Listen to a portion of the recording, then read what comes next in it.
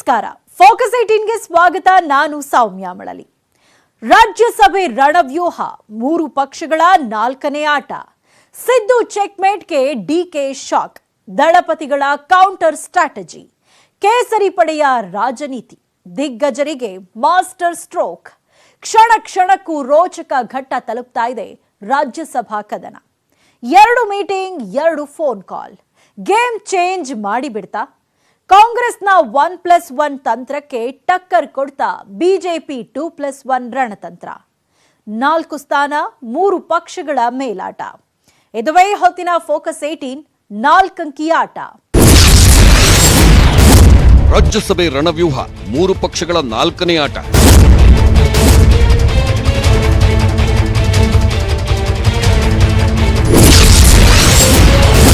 ಸಿದ್ದು ಚೆಕ್ಮೇಟ್ಗೆ ಡಿಕೆ ಶಾಕ್, ದಳಪತಿಗಳ counter strategy.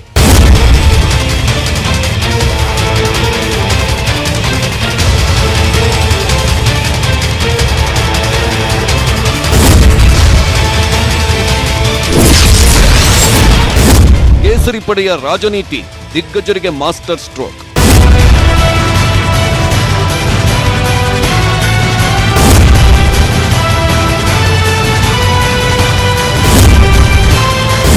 ಇದು ಆಟ, 4 ಅಂಕಿ ಆಟ, 3 ಪಕ್ಷಗಳ 4ನೇ ಆಟ. 4ನೇ ಸ್ಥಾನಕ್ಕೆ 3 ಪಕ್ಷಗಳು ಹೆಣೆದಿವೆ ಭಾರೀ ತಂತ್ರ, ರಣತಂತ್ರ. 4 ಅಂಕಿ ಆಟದ ಹಿಂದೆ ಬಿದ್ದಿರೋ 3 ಪಕ್ಷಗಳು 106 ಲೆಕ್ಕಾಚಾರ ಮಾಡುತ್ತಿವೆ. ರಾಜ್ಯಸಭೆ ರಣಾಂಗಣ ದಿನದಿಂದ ದಿನಕ್ಕೆ ರೋಚಕ ತಿರುವು ಪಡೆದುಕೊಳ್ಳುತ್ತಿದೆ. ಕ್ಷಣದಿಂದ ಕ್ಷಣಕ್ಕೆ ಕಾವೇರುತ್ತಿದೆ. ಗಂಟೆಗೊಂದು ತಂತ್ರ, ನಿಮಿಷಕ್ಕೊಂದು ರಾಜಕೀಯ ಲೆಕ್ಕಾಚಾರ. ನಿನ್ನೆವರೆಗೂ ಇದ್ದ ಚಿತ್ರಣ ಇವತ್ತು ಸಂಪೂರ್ಣ ಬದಲಾಗಿದೆ. ಆ ಒಂದು ಸ್ಥಾನಕ್ಕಾಗಿ 3 ಪಕ್ಷಗಳ ನಡುವೆ ಜಿದ್ದಾಜಿದ್ದಿನ ಸಮರ ನಡೆಯುತ್ತಿದೆ. ಪರಸ್ಪರ ಒಬ್ಬರನ್ನೊಬ್ಬರು ಹಣಿಯೋದಕ್ಕೆ ತಂತ್ರ ಪ್ರತಿತಂತ್ರ ಹೂಡುತ್ತಿದ್ದಾರೆ. ರಾಜ್ಯಸಭೆ ರಣಾಂಗಣ ಅಂತೂ ಯಾರ ಊಹೆಗೂ ಸಿಲುಕ್ತಿಲ್ಲ, ಅಂದಾಜಿಗೂ ನಿಲುಕ್ತಿಲ್ಲ. ಮೇಲ್ಮನೆಗೆ ನಡೆಯುತ್ತಿರೋ 3 ಮತ್ತೊಂದರ ಆಟ ಇನ್ನಿಲ್ಲದಂತೆ ರಾಜ್ಯ ರಾಜಕೀಯದಲ್ಲಿ ಸಂಚಲನ ಸೃಷ್ಟಿಸಿದೆ. ಹೆಜ್ಜೆ ಹೆಜ್ಜೆಗೂ ಕುತೂಹಲ, ಕ್ಷಣ ಕ್ಷಣಕ್ಕೂ ರೋಚಕ ತಿರುವು.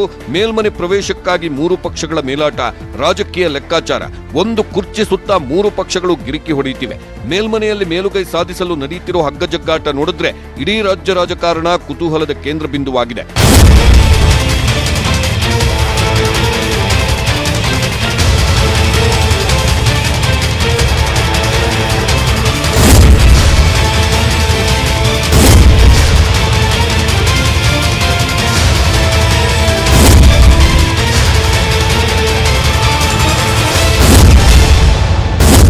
ಹೂಡಿದ ಒಂದೇ ಒಂದು ದಾಳಕ್ಕೆ ಎಲ್ಲಾ ರಾಜಕೀಯ ಲೆಕ್ಕಾಚಾರವೇ ಉಲ್ಟಾ ಪಲ್ಟಾ ಆಗಿದೆ.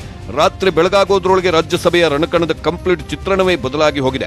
ರಾಜ್ಯಸಭೆಯಲ್ಲಿ ತಮ್ಮ ಪಾರುಪತ್ಯ ಸಾಧಿಸಲು ಪ್ರತಿಷ್ಠೆಯ ಸದ್ದು, ತಿರುಗೇಟಿನ ಜಿದ್ದು ಕಾಣುತ್ತಿದೆ. ರಾಜ್ಯಸಭೆ ರಣಕಣ ಅಖಾಡದಲ್ಲಿ ಸ್ಪರ್ಧಿಗಳ ಸಮರ. ಸಿದ್ದು ಕೊಟ್ಟ ಡಬಲ್ ಡಿಚ್ಚಿಗೆ ದಳಪತಿಗಳ ಪಾಳಯದಲ್ಲಿ ತಲ್ಲಣ. ರಾತ್ರಿ ನಡೀತು ರಾಜ್ಯಸಭೆಯ ರಣರೋಚಕ ಕಹಾನಿ. ಸಿದ್ದು ಮಾಡಿದ ಆ 2 ಫೋನ್ ಕಾಲ್, ಆ 2 ಮೀಟಿಂಗ್ ಗೇಮ್ ಚೇಂಜ್ ಮಾಡಿಬಿಟ್ಟಿದೆ.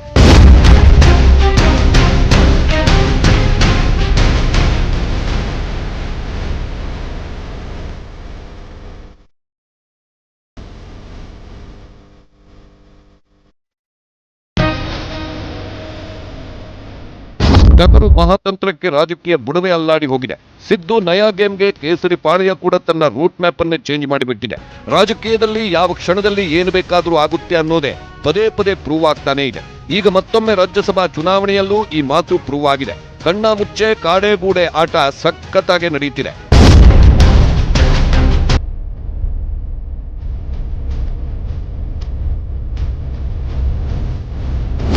ರಾಜ್ಯ ರಾಜಕಾರಣದಲ್ಲಿ ದೊಡ್ಡ ಕೋಲಾಹಲವೇ ಸೃಷ್ಟಿಯಾಗಿದೆ. ರಾಜ್ಯಸಭೆಯಲ್ಲಿ 4 ಸ್ಥಾನಗಳು ಖಾಲಿ ಇದ್ದು 3 ಸ್ಥಾನಗಳಿಗೆ ಯಾವುದೇ ರೀತಿಯ ಅಡೆತಡೆ ಇಲ್ಲ.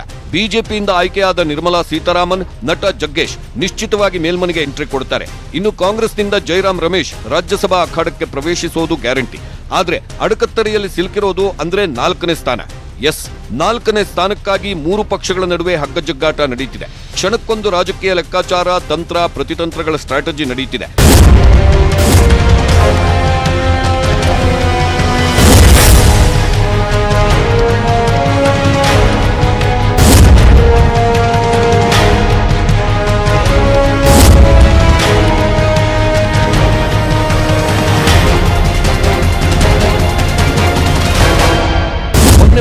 ಒಂದೇ ಅಭ್ಯರ್ಥಿಯನ್ನ ಕಣಕ್ಕಿಳಿಸ್ತೀವಿ ಅಂತಿದ್ದ ಕಾಂಗ್ರೆಸ್ ನಾಯಕರು ಸೋಮವಾರ ತಮ್ಮ ಎರಡನೇ ಸೇನಾನಿಯನ್ನ ಕಣಕ್ಕಿಳಿಸೋದ್ರ ಮೂಲಕ ರಾಜ್ಯಸಭೆಯ ಮೇಲಾಟವನ್ನೇ ಚೇಂಜ್ ಮಾಡಿಬಿಟ್ರು. ಅತ್ತ ತಮಗೆ ಕಾಂಗ್ರೆಸ್ ಸಪೋರ್ಟ್ ಸಿಗುತ್ತೆ, ಕಮಲಪಾಳ್ಯದ ಕೃಪಾಕಟಾಕ್ಷ ಸಿಗುತ್ತೆ ಅಂತ ದಳಪತಿಗಳು ಲೆಕ್ಕಾಚಾರ ಹಾಕ್ತಿದ್ರು. ಆದ್ರೆ ಸಿದ್ದು ಹೂಡಿದ ಆ ಒಂದೇ ಒಂದು ಮಾಸ್ಟರ್ ಸ್ಟ್ರೋಕ್ ದಳಪತಿಗಳಲ್ಲಿ ತಳಮಳವನ್ನೇ ಹುಟ್ಟು ಹಾಕಿದೆ. ಮಂಗಳವಾರ ಕೊನೆ ಕ್ಷಣದವರೆಗೂ ಕಾಂಗ್ರೆಸ್ ಏನಾದ್ರೂ ಮನಸ್ಸು ಬದಲಾಯಿಸುತ್ತಾ ಅಂತ ಕಾದು ಕುಳಿತಿದ್ದ ಜೆಡಿಎಸ್ ಆಸೆ ಸುಳ್ಳಾಗಿದೆ. ದಳಪತಿಗಳು ಕೊನೆಗೂ ತಮ್ಮ ಅಭ್ಯರ್ಥಿ ಕುಪೇಂದ್ರ ರೆಡ್ಡಿಯನ್ನ ಕಣಕ್ಕಿಳಿಸಿದ್ದಾರೆ. ಇತ್ತ ಬಿಜೆಪಿಯಿಂದ ನಿರ್ಮಲಾ ಸೀತಾರಾಮನ್ ಹಾಗೂ ನಟ ಜಗ್ಗೇಶ್ ಇಬ್ರು ನಾಮಪತ್ರ ಸಲ್ಲಿಸಿದ್ದಾರೆ. ಅತ್ತ ಕಾಂಗ್ರೆಸ್ನಿಂದ ಜೈರಾಮ್ ರಮೇಶ್ ಹಾಗೂ ಮನ್ಸೂರ್ ಖಾನ್ ಅಖಾಡಕ್ಕೆ ಧುಮುಕಿದ್ದಾರೆ. ಯಾವಾಗ ಟಗರು ಮಹಾತಂತ್ರ ಹುಡ್ತೋ ಎರಡೇ ಅಭ್ಯರ್ಥಿಗಳು ಅಂತ ಜಪಿಸುತ್ತಿದ್ದ ಬಿಜೆಪಿ ಕೂಡ ತನ್ನ ಮೂರನೇ ಅಭ್ಯರ್ಥಿಯಾಗಿ ಲೆಹರ್ ಸಿಂಗ್ ಅವರನ್ನ ಕಣಕ್ಕಿಳಿಸಿದೆ. ವೀಕ್ಷಕರೇ, ನೀವಿಲ್ಲಿ ಒಂದು ಅಂಶವನ್ನ ಸೂಕ್ಷ್ಮವಾಗಿ ಗಮನಿಸಬೇಕು. 4ನೇ ಸ್ಥಾನಕ್ಕೆ ಯಾರಿಗೂ ಕೂಡ ಬಹುಮತವಿಲ್ಲ. 3 ಪಕ್ಷಗಳು ಕೂಡ ಪರಸ್ಪರ ಒಂದಕ್ಕೊಂದು ಡಿಪೆಂಡ್ ಆಗಿವೆ. ಅಷ್ಟಕ್ಕೂ ಸಿದ್ದು ಚೆಕ್ಮೇಟ್ ಮಾಡಿದ್ಯಾಕೆ? ಜೆಡಿಎಸ್ಗೆ ಟಗರು ಗುಮ್ಮಲು ಕಾರಣವೇನು? ಸಿದ್ದು ಮಹಾತಂತ್ರದಿಂದ ದಳಪತಿಗಳಿಗೆ ಆಯ್ತಾ ಶಾಕ್ ಟ್ರೀಟ್ಮೆಂಟ್? ಕೊನೆ ಕ್ಷಣದಲ್ಲಿ ಕೇಸರಿ ಪಾಳೆಯ ತ್ರಿಶೂಲಾಸ್ತ್ರ ಪ್ರಯೋಗಿಸಿದ್ಯಾಕೆ? ಇದರ ಹಿಂದಿರೋ ಕೇಸರಿ ಪಾಳೆಯದ ಲೆಕ್ಕಾಚಾರವೇನು? ಇವುಗಳಲ್ಲಿಯೇ ಅಡಗಿದೆ 4 ಅಂಕಿಯ ಸೀಕ್ರೆಟ್.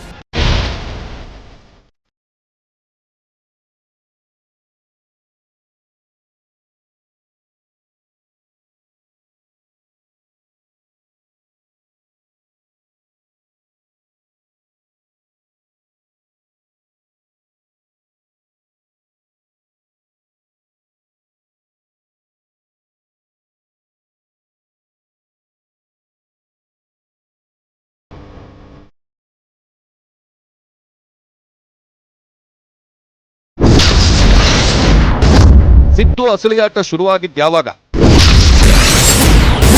ಆ ಒಂದು ಫೋನ್ ಕಾಲ್ನಲ್ಲಿ ಗೇಮ್ ಚೇಂಜ್.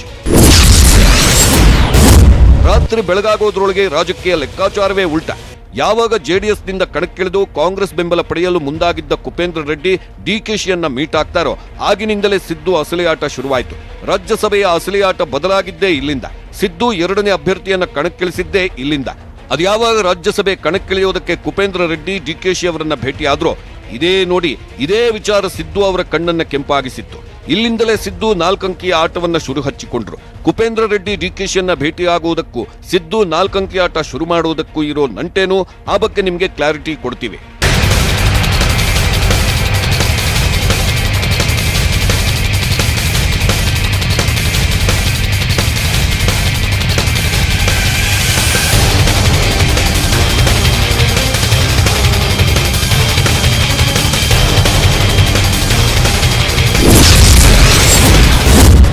ಜೆಡಿಎಸ್ ಬಳಿ ಇರೋದು ಕೇವಲ 32 ಮತ. ಅವರ ಅಭ್ಯರ್ಥಿ ಗೆಲ್ಲಬೇಕು ಅಂದ್ರೆ ಇನ್ನೂ 13 ಮತಗಳ ಶಾರ್ಟೇಜ್ ಬೀಳುತ್ತೆ.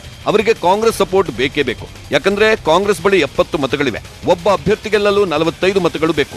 ಆಗ ಕಾಂಗ್ರೆಸ್ ಬಳಿ 25 ಮತಗಳು ಹೆಚ್ಚುವರಿಯಾಗಿ ಉಳಿಯುತ್ತೆ. ಈ 25 ಮತಗಳಲ್ಲಿ 13 ಮತಗಳು ಜೆಡಿಎಸ್ ತೆಕ್ಕೆಗೆ ಸಿಕ್ಕಿದ್ರೆ ಜೆಡಿಎಸ್ ಅಭ್ಯರ್ಥಿ ಗೆಲುವು ಪಕ್ಕ. ಇದೇ ಸ್ಟ್ರಾಟಜಿಯಿಂದಲೇ ಕುಪೇಂದ್ರ ರೆಡ್ಡಿ ಕೆಪಿಸಿಸಿ ಅಧ್ಯಕ್ಷ ಡಿಕೆಶಿಯನ್ನ ಭೇಟಿಯಾಗಿದ್ರು.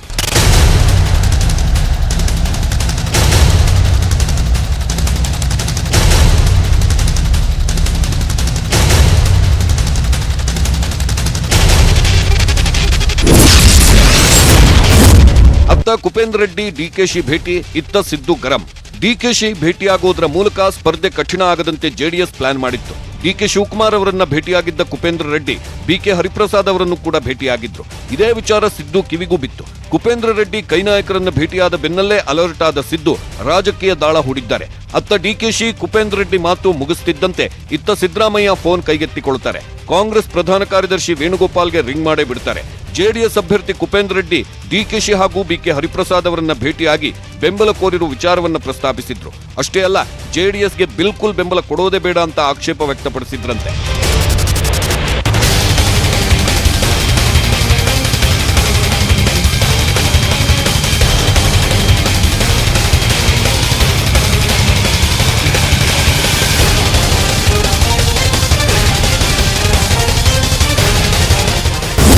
ಪಕ್ಷದೊಳಗೆ ಮೇಲುಗೈ ಸಾಧಿಸಲು ದಳಪತಿಗಳಿಗೆ ಟಕ್ಕರ್ ಕೊಡಲು ಸಿದ್ದು ಒಂದು ಮಾಸ್ಟರ್ ಪ್ಲಾನ್ ರೂಪಿಸಿದ್ರು. ಹಾಗೆ ಫೋನ್ ಮೂಲಕವೇ ವೇಣುಗೋಪಾಲ್ ಅವರಿಗೆ ತಮ್ಮ ಪ್ಲಾನ್ ಅನ್ನು ವಿವರಿಸಿದ್ರು ಸಿದ್ದು. ಜೆಡಿಎಸ್ನವರು ನಮ್ಮ ವಿರುದ್ಧ ಪದೇ ಪದೇ ವಾಗ್ದಾಳಿ ಮಾಡ್ತಿರ್ತಾರೆ. ಮೈತ್ರಿ ಸರ್ಕಾರದ ನಂತರವೂ ನಮ್ಮ ಮೇಲೆ ಆರೋಪಗಳ ಸುರಿಮಳೆಗೈತಿದ್ದಾರೆ. ಈಗ ನಾವು ರಾಜ್ಯಸಭೆ ಚುನಾವಣೆಯಲ್ಲಿ ಜೆಡಿಎಸ್ ಜೊತೆ ಕೈ ಜೋಡಿಸಿದ್ರೆ ತಪ್ಪು ಸಂದೇಶ ರವಾನೆಯಾಗುತ್ತೆ. ನಾವೇ ಎರಡನೇ ಅಭ್ಯರ್ಥಿಯನ್ನ ಕಣಕ್ಕಿಳಿಸೋಣ. ನಮ್ಮ ಮತಗಳು ನಮ್ಮ ಅಭ್ಯರ್ಥಿಗೆ ಬೀಳಲಿ.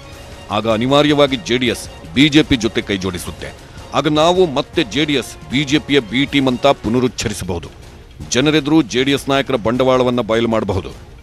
ನಿಮ್ಮ ಮಾತು ನನಗೆ ಅರ್ಥವಾಗಿದೆ, ರಾಜಕೀಯ ಲೆಕ್ಕಾಚಾರವೂ ಗೊತ್ತಾಗಿದೆ. ಈ ಬಗ್ಗೆ ಸೋನಿಯಾ ಮೇಡಮ್ ಜೊತೆ ಚರ್ಚಿಸಿ ನಿಮ್ಗೆ ಹೇಳ್ತೀನಿ. ಇಲ್ಲಿಗೆ ಸಿದ್ದು ಹೂಡಿದ ರಾಜಕೀಯ ದಾಳ ವರ್ಕೌಟ್ ಆಗುತ್ತೆ. ಕಾಂಗ್ರೆಸ್ ಪಾಳೆಯದಿಂದ ಎರಡನೇ ಅಭ್ಯರ್ಥಿಯ ಹೆಸರು ಫೈನಲ್ ಆಗುತ್ತೆ. ಸಿದ್ದು ಕೊಟ್ಟ ಚೆಕ್ಮೇಟ್ಗೆ ದಳಪತಿಗಳು ದಂಗಾಗಿದ್ರೆ ಡಿಕೆಶಿ ಫುಲ್ ಶಾಕ್ ಆಗ್ಬಿಟ್ಟಿದ್ರು. ಈ ಮೂಲಕ ಒಂದೇ ಕಲ್ಲಿನಲ್ಲಿ ಎರಡು ಹಕ್ಕಿ ಹೊಡಿತು ಟಗರು. ಒಂದು, ದಳಪತಿಗಳ ಜೊತೆ ಕೈ ಜೋಡಿಸಲ್ಲ ಅನ್ನೋ ಸ್ಪಷ್ಟ ಸಂದೇಶ. ಮತ್ತೊಂದು, ಪಕ್ಷದಲ್ಲಿರೋ ತಮ್ಮ ವಿರೋಧಿ ಬಣಕ್ಕೆ ಈಗಲೂ ನಾನೇ ಕಿಂಗ್ ಮೇಕರ್ ಅನ್ನುವಂತಿತ್ತು ಸಿದ್ದು ಸ್ಟ್ರಾಟಜಿ. ಟಗರು ಸ್ಟ್ರೋಕ್ಗೆ ದಳಪತಿಗಳು ಕಂಗಾಲು. ಟಗರು ಹಾಕಿದ ಸ್ಕೆಚ್ ಸಕ್ಸಸ್ ಆಗಿ ಮನ್ಸೂರ್ ಖಾನ್ಗೆ ಟಿಕೆಟ್ ಫೈನಲ್ ಆಗುತ್ತೆ. ಸಿದ್ದು ತಮ್ಮ ಮಾತು ಫೈನಲ್ ಆಗಿದ್ದಕ್ಕೆ ಫುಲ್ ಖುಷಿಯಾಗಿದ್ರೆ ಇತ್ತ ಡಿಕೆಶಿ ಫುಲ್ ಸೈಲೆಂಟ್ ಆಗಿದ್ರು. ಜೈರಾಮ್ ರಮೇಶ್ ನಾಮಪತ್ರ ಸಲ್ಲಿಕೆ ವೇಳೆ ಡಿಕೆಶಿ ಅಷ್ಟೊಂದು ಆಕ್ಟಿವ್ ಆಗಿರದೆ ಇದ್ದಿದ್ದಕ್ಕೆ ಇದು ಸಾಕ್ಷಿ. ಆ ಕಡೆ ಸಿದ್ದು ನಯಾ ಗೇಮ್ ಚಾಲು ಮಾಡಿದ್ದೇ ತಡ. ಇತ್ತ ತೆನೆಪಾಳ್ಯದಲ್ಲಿ ದೊಡ್ಡ ಮಟ್ಟದ ಕಂಪನವೇ ಸೃಷ್ಟಿಯಾಗಿದೆ. ದಳಪತಿಗಳು ಕೆಂಡಾಮಂಡಲರಾಗ್ಬಿಟ್ಟಿದ್ದಾರೆ, ಕಂಗಾಲಾಗ್ಬಿಟ್ಟಿದ್ದಾರೆ, ಕೈ ಹಿಸುಕಿಕೊಳ್ತಿದ್ದಾರೆ. ನಾವು ಸೋನಿಯಾ ಗಾಂಧಿ ಅವರನ್ನ ಕೇಳಿಯೇ ನಮ್ಮ ಅಭ್ಯರ್ಥಿಯನ್ನ ಕಣಕ್ಕಿಳಿಸಿದ್ವಿ. ಕಾಂಗ್ರೆಸ್ ನಮಗೆ ಬೆಂಬಲ ಕೊಡುತ್ತೆ ಅನ್ನೋ ಲೆಕ್ಕಾಚಾರದಲ್ಲಿಯೇ ನಾವು ನಮ್ಮ ಕ್ಯಾಂಡಿಡೇಟ್ ಅನ್ನ ಕಣಕ್ಕಿಳಿಸಿದ್ವಿ. ಕೋಮುವಾದಿ ಬಿಜೆಪಿಯನ್ನು ಹೊರಗಿಟ್ಟು ಕಾಂಗ್ರೆಸ್ ಜೊತೆಗೆ ಕೈ ಜೋಡಿಸಬೇಕು ಅನ್ನೋದು ನಮ್ಮ ಲೆಕ್ಕಾಚಾರವಾಗಿತ್ತು. ಆದರೆ ಕಾಂಗ್ರೆಸ್ ಎರಡನೇ ಅಭ್ಯರ್ಥಿಯನ್ನ ಕಣಕ್ಕಿಳಿಸೋದ್ರ ಮೂಲಕ ಕೊಟ್ಟ ಮಾತನ್ನ ಉಳಿಸಿಕೊಂಡಿಲ್ಲ ಅನ್ನೋ ಅರ್ಥದಲ್ಲಿ ಅಸಮಾಧಾನ ವ್ಯಕ್ತಪಡಿಸಿದ್ದಾರೆ ರೇವಣ್ಣ.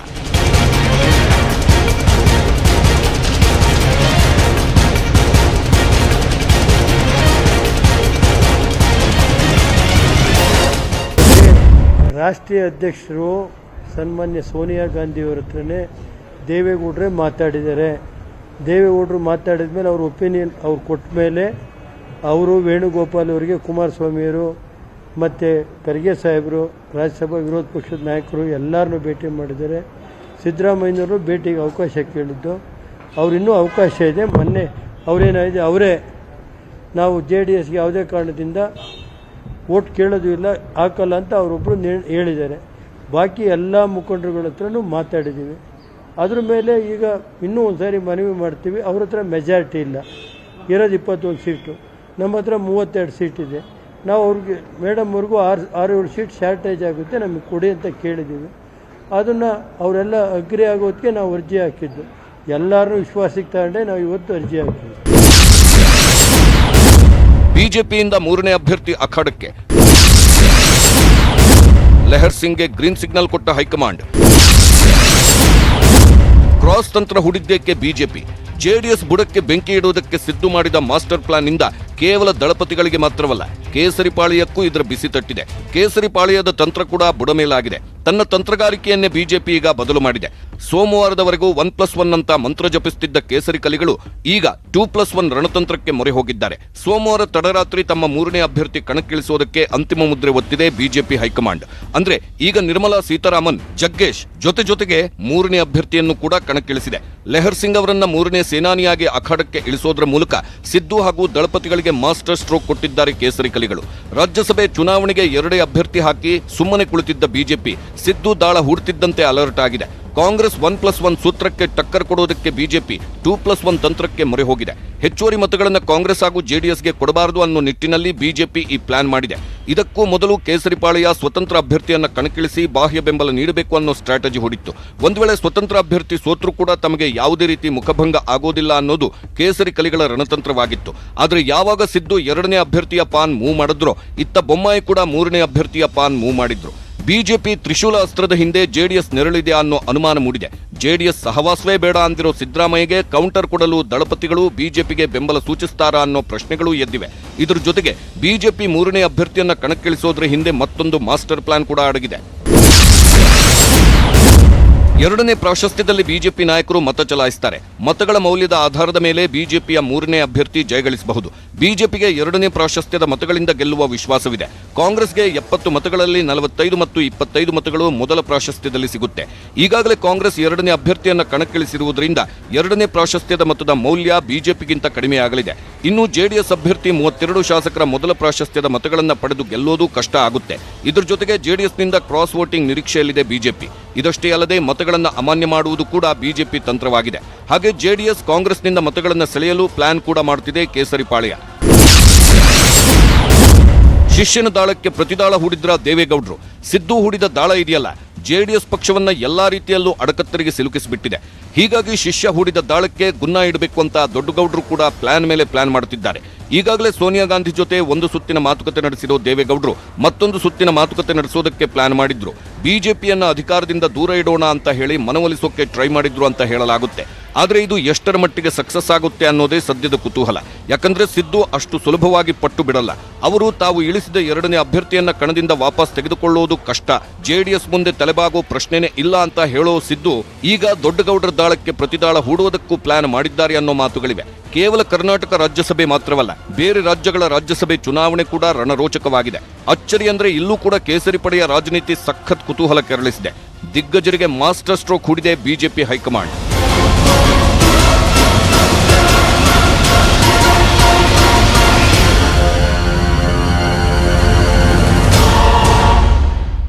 ಕರ್ನಾಟಕದ ಜೊತೆಗೆ ಬೇರೆ ರಾಜ್ಯಗಳಿಗೂ ರಾಜ್ಯಸಭಾ ಚುನಾವಣೆ ನಡೆಯಲಿದೆ. ಅಚ್ಚರಿ ಅಂದ್ರೆ ಈ ಬಾರಿ ಬಿಜೆಪಿ ಹೈಕಮಾಂಡ್ ದೊಡ್ಡ ದೊಡ್ಡ ನಾಯಕರಿಗೇನೆ ಕೋಕ್ ಕೊಟ್ಟಿದೆ. ಅಷ್ಟಕ್ಕೂ ಬಿಜೆಪಿ ದಿಗ್ಗಜರಿಗೆ ಗ್ರೀನ್ ಸಿಗ್ನಲ್ ಕೊಡದೇ ಇರೋದ್ರ ಹಿಂದಿರೋ ಲೆಕ್ಕಾಚಾರವೇನು? ಏನಿದು ಹೈ ಗೇಮ್ ಪ್ಲಾನ್? ಈ ಬಗ್ಗೆ ಹೇಳ್ತೀವಿ ಬ್ರೇಕ್ ಆದ್ಮೇಲೆ.